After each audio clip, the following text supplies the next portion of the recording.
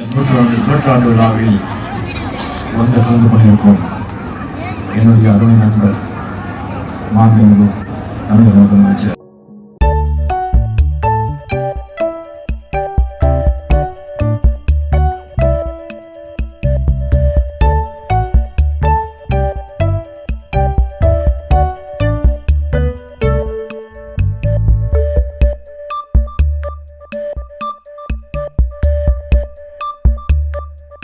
நேற்றைய தினம் திரைப்பட நடிகர்களும் கட்சிக்காரர்களும் சேர்ந்து நடத்திய கலைஞர் நூற்றாண்டு விழாவிற்கு மக்கள் யாரும் வராததால் வெறிச்சோடி போன கலையரங்கத்தின் வீடியோ பதிவுகள் இணையதளத்தில் வைரலாகி வருகிறது.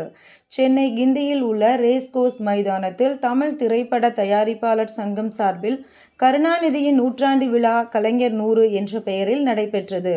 இதில் திமுக தலைவரும் தமிழ்நாடு முதல்வருமான மு.க. ஸ்டாலின், நடிகர்கள் ரஜினிகாந்த், கமல்ஹாசன், சூர்யா, த்ரிஷா உள்ளிட்ட ஏராளமான திரை உலகினர் கலந்து கொண்டனர்.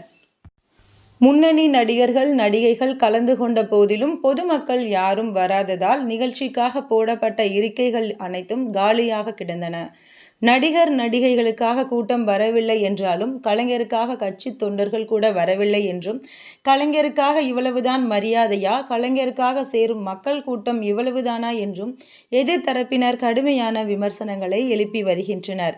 200 ரூபாய் கொடுத்திருந்தால்தான் தொண்டர்களே வருவார்கள் போலவும் எனவும் கூறி வருகின்றனர்.